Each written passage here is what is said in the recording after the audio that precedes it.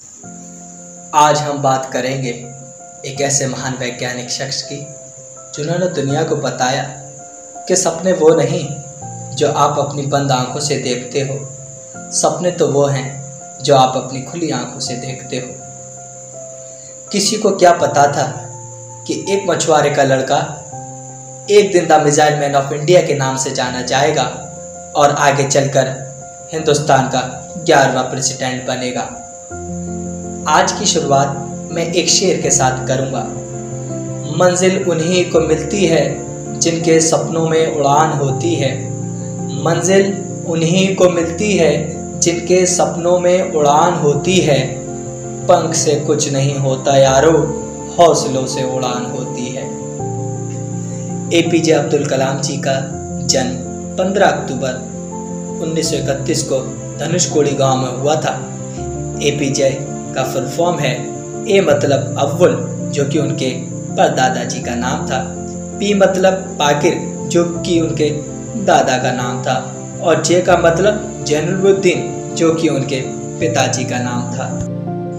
इनके पिता अपनी नाव मछुआरों को देकर घर चलाते थे। एपीजे अब्दुल कलाम जी को भी अपनी शिक्षा के लिए बहुत संघर्ष और परेशानियों का सामना करना पड़ा था। वह घर घर अखबार बांटते और उन पैसों से अपने स्कूल की फीस भरते थे। अब्दुल कलाम जी ने अपने पिता से अच्छे संस्कार सीखे थे, जैसे अनुशासन, ईमानदारी और उदार स्वभाव में रहना। इनकी माताजी ईश्वर में असीम श्रद्धा रखने वाली थीं।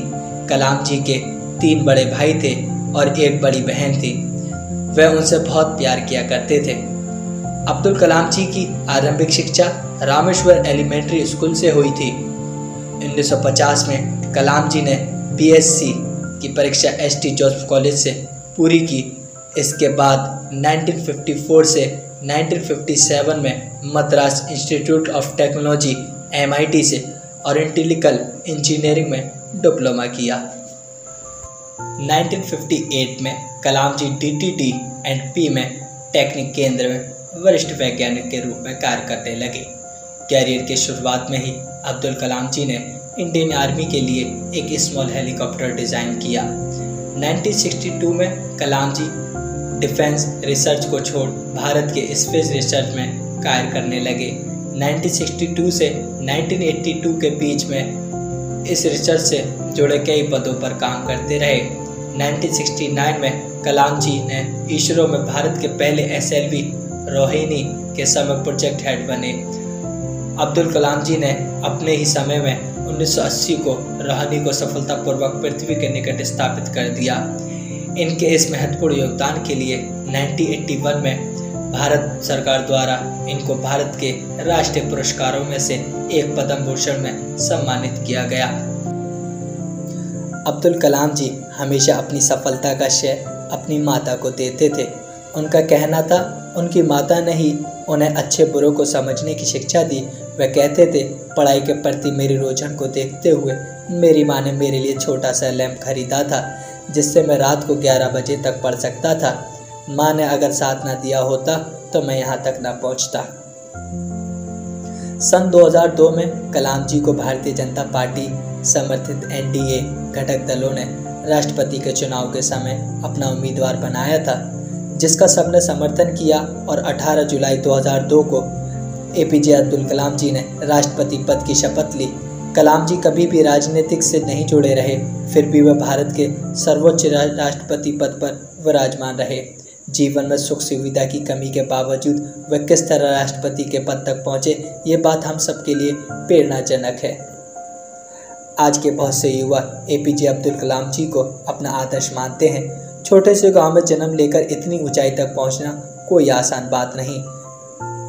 कैसे अपनी लगन, कड़ी मेहनत और कार्यप्रणाली के बल पर असफलताओं को झेलते हुए वह आगे बढ़ते गए, इस बात से हमें ज़रूर कुछ सीखना चाहिए।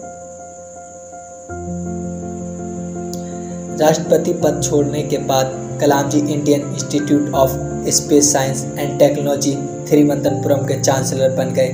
साथ ही अन्ना यूनिवर्सिटी के एयर स्पेस इंजीनियरिंग कॉलेज में प्रोफेसर बन गए।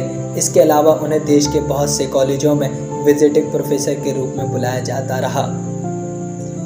एपीजे अब्दुल कलाम जी की कुछ बुक्स जिन्होंने खुद लिखी। India 2020 a mission for the new millennium, wings of fire autobiography, ignited mind a manifesto for change, mission India, inspiring thought, my journey, advantage India, you are born to blossom, the luminous spark, राइग्नाइटेड।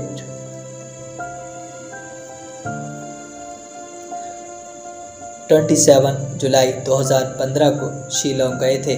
वहां IIM में शिलोंग में एक function के दौरान अब्दुल कलाम साहब की तबीयत खराब हो गई थी।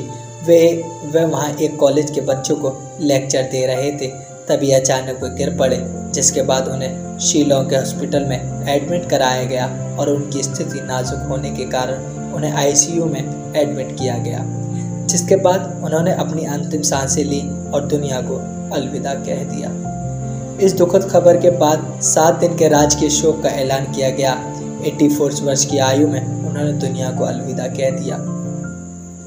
मिसाइल मैन कहे जाने वाले अब्दुल कलाम साहब ने देश की हर उम्र सेवा की। अपने ज्ञान के माध्यम से उन्होंने देश को कई मिसाइलें दी और देश को शक्तिशाली बनाया। उन्होंने भारत को सुरक्षित बनाने की दृष्टि से पृथ्वी, अग्नि जैसी मिसाइलें उन्होंने दी। ज्ञान विज्ञान के क्षेत्र में विख्यात रहे कलाम साहब देश को शक्तिशाली एवं आत्मनिर्भर बनाना चाहते थे। इन्होंने तत्व विज्ञान में देश को स्वावलंबी बनाया। हम आपसे फिर मिलेंगे किसी बड़ी हस्ती के साथ। अगर आपने हमारा चैनल सब्सक्राइब नहीं किया है तो कर लीजिए। जब तक के लिए जय हिंद।